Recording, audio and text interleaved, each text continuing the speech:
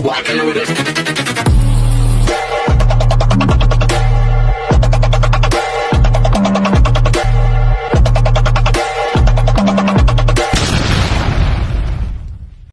Hello beautiful people! Welcome back to my channel. This is your Mama Sam dito sa Sam Sam TV. Kamusta naman kayo mga amigo, amiga, kumare at kumpare? Sana lahat kayo ay okay at nakapaghapunan na ng bonggang-bongga. Kung ako naman ang tatanungin ninyo, yes! Kumain kami sa KFC kanina ni No. Galing kasi kami doon sa Bangkok, sa city, kung saan meron kaming pinuntahan na temple na talagang gusto ko siyang mabisita. Eto, matagal ko na to hinihirit kay Noe. Nag-aaway nga kami kasi sabi niya, ang daming ganyan, daming ganito. Kasi meron ako nakikita dito na temple sa Facebook na hindi ko alam kung totoo siya kasi yung Buddha image, ang laki-laki. Tapos, andun siya mismo sa may city.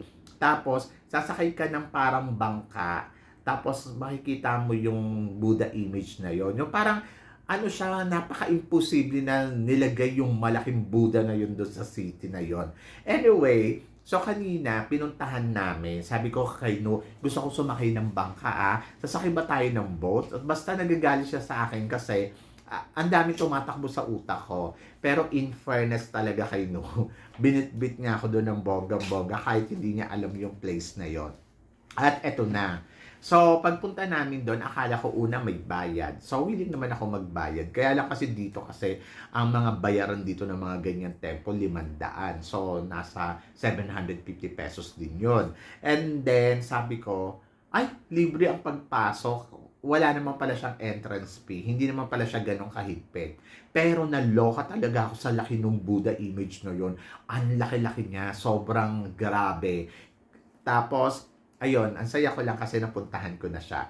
And then, sabi ko kay No, pumunta tayo doon sa likod. Tapos yung paglakad namin sa likod, may mga nagbibenta ng mga ganito, pampa-good luck. So, eto. So, binili ko doon, 100 lang guys. O, di ba? 100 baht.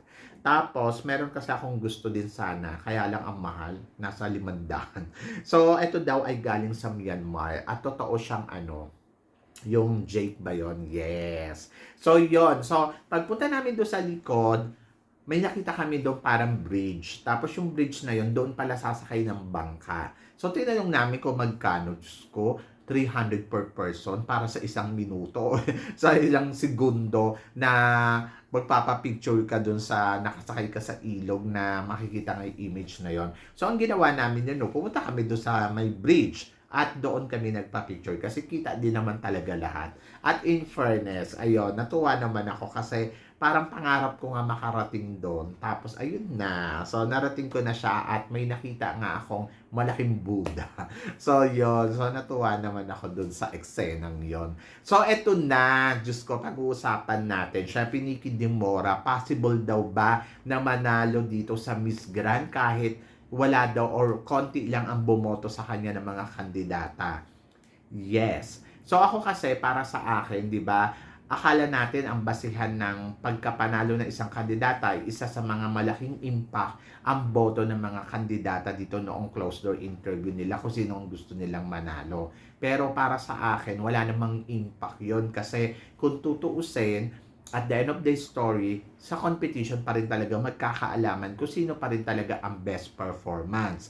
So, sa ngayon, dito kasi sa basehan natin, ibibase natin yung nakaraan taon at saka this year yung boto ng mga kandidata at tingnan natin kung sino ang nanalo nung nakaraan taon at kung gaano ba kadami ang bumoto dito kay Isabela na maging isang Miss Grand winner. So, let's see. So, noong 2022, si Czech Republic na nag-fourth runner-up dito ay nakakuha siya ng 5 votes. O, di ba? 5 votes yung nakuha niya. Pero naging fourth runner-up siya. And then si Venezuela naman na naging third runner-up ay walang bumoto sa kanya na maging isang Miss Grand nung nakaraang taon. Pero nag-third runner-up siya. And then si Indonesia, 12 votes ang bumoto sa kanya noon, pero naging second runner-up lang siya. And then si Thailand naman ay nakakuha ng 7 votes, pero naging first runner-up. And then si Brazil, na naging winner noong nakaraang taon ay nakakuha lang ng 1 vote. So, ibig sabihin, hindi ang basihan ni Mr. Nawat kung sino ang mga nagugustuhan ng mga kandidata na ilalagay nila bilang isang Miss Grand winner na choices nila. So, wala yun kinalaman doon sa asking niya. So, isa lang tong parang strategy game niya, parang mapag-usapan sa social media, ay gusto daw ni ganito si ganyan. Or hindi siya nakakatulong din talaga siguro sa kandidata kung ito nga ay binoto ng kapwa niya kandidata. Siguro miscongeniality pwede yun, di ba? So, yon. So, natatandaan natin, etong closed door interview nila, nagkaroon din ng botohan kung sino ang gusto nilang maging Miss Grand. At isa nga sa mga naging top notcher dito ay si Miss Colombia na nakakuha ng 8 votes mula sa mga kandidata. And then, pumangalawa naman si Myanmar na nakakuha naman ng 7 votes. At si Vietnam naman ay nakakuha ng 6 votes, samantala si Indonesia naman ay nakakuha ng 4 votes, at si USA ay nakakuha din ng 4 votes. Si Miss Philippines, ang nakuha ni Nikki ay 2 votes mula kay Miss France at saka kay Miss Peru. So, dapat ba tayo mag-alala kasi ayaw ng mga kapwa niya kandidata na maging Miss Grand siya or konti lang ang bumoto sa kanya? Hindi. Kasi wala naman tong Derwin. Charot. Di ba? Kung iisipin mo nga, last year nga, si Brazil sa 70 plus na candidate, isa lang ang bumoto sa kanya na gustong maging Miss Grand. And then nakita mo naman si Brazil ngayon na talaga naman, kung tutuusin, grabe yung bar na iniwan niya bilang isang reigning queen ng Miss Grand na hindi ma-achieve, ang nahihirapan ma-achieve yung mga kandidata ngayon, di ba? Kasi ang taas nung level ni Isabela kung iisipin mo. Pero walang bumoto sa kanya. So kasi, sa botohan kasi, andyan yung binoboto lang nila yung kandidata dahil gusto nilang makakuha ng maraming simpatsya mula doon sa mga followers ng kapwa nilang kandidata na binoto nila. Ayun yung unang nakikita ko. Pangalawa, binoboto nila yung kandidata kasi roommate nila or barkada nila. Pero hindi naman talaga nila nakikita na pang Miss Grand. Pero ako, para sa akin, maganda yung sinabi ni Peru, di ba? Hindi naman, ni France. Si Peru kasi sinabi kasi body ko siya, kaya gusto ko siya. Pero si France talaga, straightforward yung sinabi niya na gusto ko manalo dito si Miss Philippines because she deserve it. O di ba? Kung ayun yung iisipin mo, yung sasabihin niya talagang, ay, at walang reaction do si Mr. Nawat na nahimik si Mr. Nawat.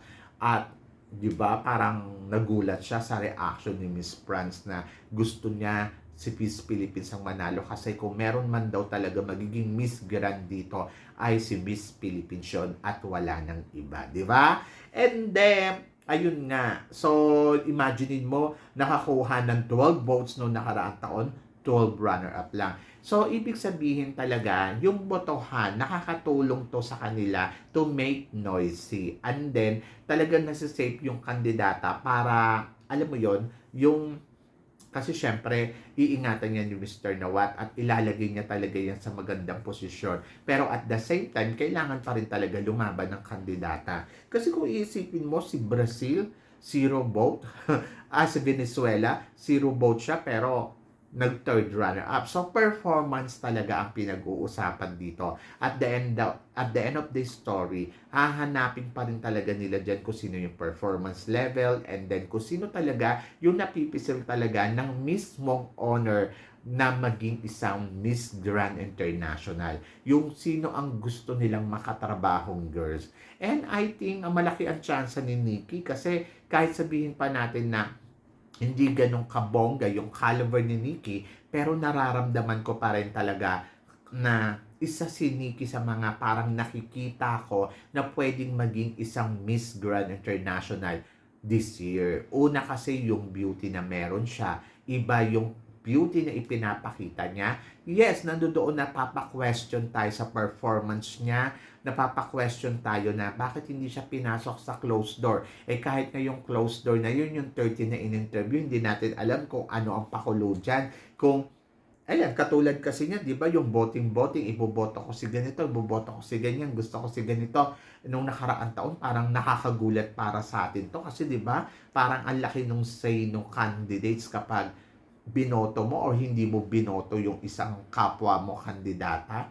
Pero, tulad nga ng sinabi ko, kay Miss Brazil, isa lang ang bumoto pero nag-title siya.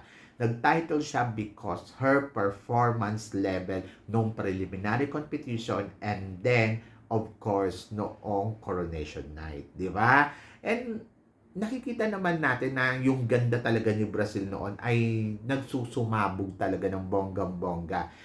At ako, ganyan din yung sasabihin ko kay Nikki. Hindi imposible na si Nikki ang makuha nilang Miss Grand title this year dahil sa nakikita natin na consistent talaga yung ganda niya. Yung ganda na hindi napapanis, hindi na expired. Kumbaga, fresh overload. Isa yun sa mga nakikita ko. Pangalawa, nakikita natin na consistent siya. Consistent na hindi mo nakikita na napapagod, hindi mo nakikita na malamya, matamlay. Yes, nandoon yung level ng performance niya. Medyo nakukulangan tayo.